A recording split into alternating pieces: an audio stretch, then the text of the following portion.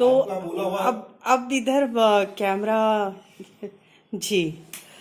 तो हमारे सामने है विनोद कुमार शुक्ल जी, और ये नाम के परिचय के मोहताज नहीं है कि उन्होंने दीवार में खिड़की रहती थी, नौकर की कमीज और इस तरह की कई चीजें लिखी हैं, और तो मैं तो बहुत फैन हूँ इनकी। तो अब मैं ये जानना चाह रही थी कि आपने अपनी पत्नी यानी सुधा जी को किसी कहानी के रूप में कहीं लिखा है उनके बारे में? मैंने जो कुछ भी लिखा है जी करीब करीब वो आत्मकथात्मक ही मैंने लिखा है।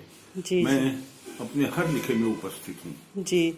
और कभी कभी ये जरूर होता है कि मेरी उपस्थिति हाँ पूरी गैरहाजिर जैसी लगती होगी पाठकों को, जी लेकिन मैं परोक्ष रूप से जी अपने लेखन में उपस्थित रहता हूँ, जी और सारा कुछ मेरा अपना अनुभव है।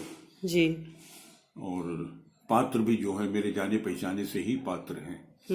मुझे बहुत मुश्किल होता है आ, आ, अपने जाने पहचाने लोगों से अलग होकर के कुछ सोचने में, लेकिन बच्चों के लिखने में मुझे सहूलियत हुई। अपने सारे जाने पहचाने को, यद्यपि बचपना तो जाना पहचाना तो था, बचपने का कुछ पहचाना हुआ, जी और कुछ अपने मन से एक फैंटेसी के रूप में जी मैंने बच्चों के लिए मैंने लिखा। फैंटेसी मेरा बहुत अच्छा साथी है। जी। जहां मुझे उसकी जरूरत पड़ती है हाँ वो सहारा देने के लिए मुझे मिल जाता है, लेकिन सच्चाई की दुनिया के ज्यादा नजदीक हूँ। विनोद जी, लोग कहते हैं कि आप जो हैं जो नौकर की कमीज का जो पात्र है, दरअसल वो खुद आप हैं। ऐसा कई बार हम लोगों ने कई बार हाँ, मणिकौल भी फिल्म बना रहे थे, जी जी तो उसकी नायिका अनु जोसेफ जो है वो दिल्ली की रहने वाली थी। जी तो मणिकौल ने फिल्म बनाने के पहले अनु जोसेफ को भेजा, और यह कहकर के भेजा कि तुम ये मान करके चलो कि उसके जो संतू बाबू हैं वो विनोद कुमार शुक्ल हैं, जी और उनकी पत्नी सुधा जी जो नायिका के रूप में जी उस उपन्यास में है, तो तुम्हें उनके साथ में हफ्ते 10 दिन तक रहना होगा, और उनके घर की तरह जैसे वो रहते हैं, सोचते हैं और देखते हैं, तो रहो, तब तुम बहुत अच्छे से उस फिल्म में काम कर सकोगी। तो 8-10 दिन वो रही अनु जोसेफ, मेरी पत्नी के साथ में सोती थी वो, जी और हम लोगों के साथ में उसी तरह रही जैसे इस घर में ही पहले से रहती हूँ। अच्छा, आप कह रहे थे कि आप बहुत अच्छा बोलते नहीं हैं, हाँ, पर आप तो बहुत अच्छा बोलते हैं। किसने कहा? वो विनोद जी को ऐसा लगता है। विनोद जी ने तो अभी तक जितनी बात कही, मुझे लगता है कि विनोद जी लगातार, हम लोग विनोद जी के साथ काम कर रहे हैं। पर मैं विनोद जी से एक बात और पहले भी पूछा था, और एक बात फिर आपके माध्यम से पूछना चाहता हूँ। विनोद जी की कविताओं में पड़ोस बहुत ताकत से मौजूद है। विनोद जी का जो पड़ोस है, अगर विनोद जी की कविता में हम देखते हैं कि दूर से देखना चाहिए अपने घर को, तो घर बहुत अच्छा लगेगा, अंतरिक्ष से देखना चाहिए पृथ्वी को। तो विनोद जी के घर में जो पड़ोस है, जबकि वो यहाँ जहाँ रहते हैं, जिस जगह पे, हम देखते हैं कि पड़ोस वैसा नहीं है। तो उनका पड़ोस जो है, उनकी कविताओं में जो पड़ोस है और जो उनका यथार्थ का पड़ोस है, उसमें बड़ा अंतर है। ऐसा कैसे? हाँ, देखिए, उम्मीद बहुत जरूरी चीज होती है। जब उम्मीद आपके पास में नहीं रहेगी, तो मेरा ख्याल है कि वो सबसे बड़ा खालीपन है। उम्मीद जो है सारे खालीपन को भरती है। ये अगर अच्छा पड़ोस नहीं है तो एक अच्छे पड़ोस की उम्मीद तो की जा सकती है। बिल्कुल। तो अच्छे पड़ोस की गैरहाजिरी में मैंने अच्छे पड़ोस की उम्मीद की है। जी। अच्छा, कल मुक्तिबोध जी का जन्म था। आप चूंकि मुक्तिबोध जी के साथ आपके उस तरह के संबंध हैं कि आपने अपनी पहली कविता ही मुक्तिबोध जी को दिखाई, और उन्होंने आपकी कविता को आगे बढ़ाया। तो आप मुक्तिबोध, चूंकि अभी उनकी जन्म सदी भी चल रही है, उन पर बहुत सारी बात हो रही है, अभी हम लोग वही मुक्तिबोध नाट्य समारोह कर रहे हैं, इन सब के बीच आप अभी मुक्तिबोध को किस तरह देख रहे हैं? मुझे अब तो मुक्तिबोध जी को याद मैं एक दृश्य की तरह करता हूँ, एक देखा हुआ, एक महसूस किया हुआ, जिसमें मैं खुद उपस्थित था। एक समय की फिर से उपस्थिति अपनी याद में मैं करने की कोशिश करता हूँ कि मुझे दिख जाए। तो उस समय को मैं एक दृश्य की तरह से मैं देखता हूँ, और अलग अलग दृश्य में मुक्तिबोध जी को याद करने में देखता हूँ। जैसे अभी भी मैंने एक इंटरव्यू में कहा कि मैं मुक्तिबोध जी को उसी तरह देख रहा हूँ। खिड़की के सामने जो खुली हुई खिड़की, हमेशा खुली हुई खिड़की रहती है, बंद होती नहीं। उसमें मुर्गी की जाली लगी हुई है, जंग लगी हुई जाली, एक तरफ का कोना थोड़ा सा मुड़ा हुआ। अब वो जाली से तालाब दिखाई देता है, रानी सागर तालाब। तो मुझे ऐसा लगता है कि जैसे वो जो जाली जो है रानी सागर तालाब की तरफ पड़ी हुई है। वहां पर बैठकर उसको एक कविता भी सूझी। मुक्तिबोध जी के पास जाने में ऐसा लगता है कि सारी यानी मतलब संसार भर की कविताएं जो है तुमको घेरने के लिए वहां पर तुम्हारे सामने उपस्थित होने के लिए, लेखन में उपस्थित होने के लिए जैसे इंतजार कर रही हूँ। एक ऐसी जगह थी, पनाह ले रही है, खोने वाली कविताएं वहां पर पनाह लेती थी, ऐसी जगह थी। तो मुझे तब मैंने ये महसूस किया उसमें, और वो कविता मैंने लिखी थी जो प्रकाशित भी हुई, कि वो जो जाली जो है खिड़की से देखते हुए जो जाली तालाब में पड़ती है, लेकिन उसमें कोई मछली फंसती नहीं है। तो इस तरह की कोई कविता थी। तो मुक्तिबोध जी को मैं प्राय जब भी मैं याद करता हूँ तो ये दृश्य मेरे सामने हमेशा होता है। अखबारी कागज में लिखे हुए वो बड़े बड़े अक्षरों में उनके अक्षर बिखरे हुए होते हैं टेबल के चारों तरफ, कागजों में रखे हुए, लेकिन कागज बिखरे हुए होते हैं और पेज के नंबर डले होते हैं। फिर बाद में मुक्तिबोध शायद उनको समेटते होंगे। और जब भी मैं जाता था उनके पास में मिलने के लिए तो वो लिखना उतना तब बंद कर देते थे।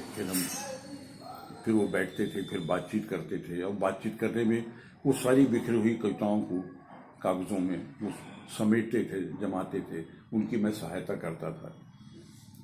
तो इस तरह से याद करते हुए, कभी चाय पीते हुए याद करते हुए, कभी टिपरिया होटल में गए और एक सिंगल कप चाय, वो जमाना सिंगल कप चाय का था जी, वहां सब एक सिंगल मांगते, मतलब आधी चाय होती थी वो।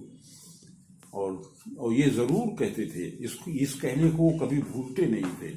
बार बार जिस टिपरिया होटल में मुक्तिबोध जी जाते थे, वो टिपरिया होटल वाला ये इस बात को जानता था कि मुक्तिबोध जी जो है खूब गर्म चाय पीते हैं, सिंगल चाय पीते हैं, और चाय पीने के पहले एक गिलास पानी जरूर पीते हैं। लेकिन मुक्तिबोध जी कहीं भूल न जाए, बार बार वहां जाकर के चाय पीने के बाद में जैसे अच्छी तरह से जिसे चाय वाले ने याद किया हुआ है, जो भूलता बिल्कुल नहीं, रोज के ग्राहक थे मुक्तिबोध जी। तो मुक्तिबोध जी फिर उनसे कहते थे, रोज की तरह कहते थे कि एक सिंगल कप चाय देना, खूब गर्म चाय देना और ठंडा पानी। ये उनकी हमेशा की मांग रहती थी। अच्छा, अभी आपने कहा कि आप अच्छा बोल नहीं पाते, क्योंकि जब आप बोलना चाहते हैं तो आपके जो विचार हैं वो रेलगाड़ी की तरह गुजर जाते हैं और शब्द कहीं किनारे खड़े रहते हैं। पर मैं देख रही हूँ कि आपके विचार और शब्द एक साथ हैं, एक कतार में हो है। सकता है कभी कभी सुर में ऐसा होता हो जी, कि सोच की चाल जो रेलगाड़ी की तरह है जी, वो धीमी चल रही हो जी, और मैं बोलने की हड़बड़ी में शायद गाड़ी मैंने पकड़ ली हो, ऐसा कोई मौका हो सकता है। जी जी। अभी आपकी गाड़ी में आपकी जो बिलासपुर रायपुर कविता है, जो उसकी आपकी रेलगाड़ी है जी, जिसका मंचन भी अभी किया गया, तो उसमें जो दृश्य आप देखते हैं छत्तीसगढ़ का जो दिखाते हैं, जो छत्तीसगढ़िया आदमी है जो ऊपर से अगर हम मूंगफली के छिलके भी डालते हैं तो वो जगह देता, सम्मान करता। हाँ। ये जब आपने ये कविता लिखी और आज जब आप छत्तीसगढ़ को आज देख रहे हैं, या मैं कहूं कि अंधेरे में कविता मुक्तिबोध ने लिखी और आज आप अंधेरे में देख रहे हैं, तो आप इन दोनों कविताओं को मैं पूछना चाहता हूं, इसमें क्या चीजें आपको बदलाव दिखता है? देखिए, बहुत बदलाव हो गया है जी, और इस बदलाव का कारण तो जो बहुत सी चीजें हैं।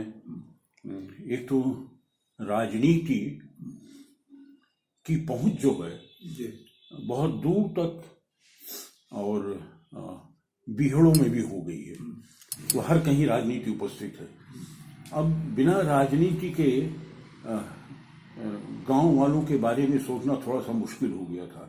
जो सरलता थी पहले छत्तीसगढ़ी में, यद्यपि अभी भी अगर कहीं तुलनात्मक तौर पर देखें तो गांव में यहाँ के लोगों में ज्यादा सरलता है बजाय कहीं और दूसरे गांव में, लेकिन मैं इसको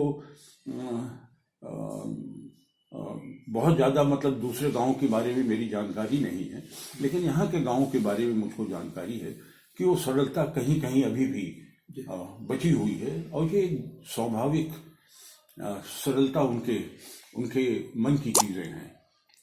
कुछ चीज़ें अपने घरों को खूब साफ रखना, गोबर से लीप करके रखना, कांसे के बर्तन जो है अभी भी गांव में कभी कभी दिखाई दे जाते हैं, लोग कांसे की थालियों में खाते हैं।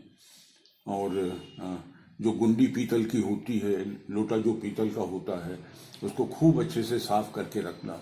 साफ बर्तन, रोज नहाना, ठंड के दिन में भी हूँ तो तालाब जाकर के अपने बच्चों के साथ में, जिसमें अधिकांश बच्चे जो हैं अगनंगे होते हैं, ये गांव में अभी भी है, वो तालाब में नहाने में, ठंडे पानी में नहाने के लिए जाते हैं। लकड़ी में जो है कपड़े धोने का साबुन जो है अभी भी कहीं कहीं गांव में दिख जाएंगे, जो लकड़ी में जो है वो साबुन जो है लिए हुए तालाब में जाते हैं और नहा करके आते हैं। नहाना, एक साड़ी भी होगी तो आधी साड़ी को धो करके उसको पहन लेना, फिर बकाया दूसरी आधी साड़ी को धोना। ये बहुत साफ सुथरे अपने आसपास को रखना, खुद को साफ सुथरा रखना, और मन में कहीं न कहीं से सरलता जो है बचा करके रखना, ये अभी भी बचा हुआ है। थैंक यू, धन्यवाद Vinod ji, thank you very much. अच्छा बहुत बढ़िया लगा आपकी बातें और आपसे मिलना दोनों। धन्यवाद।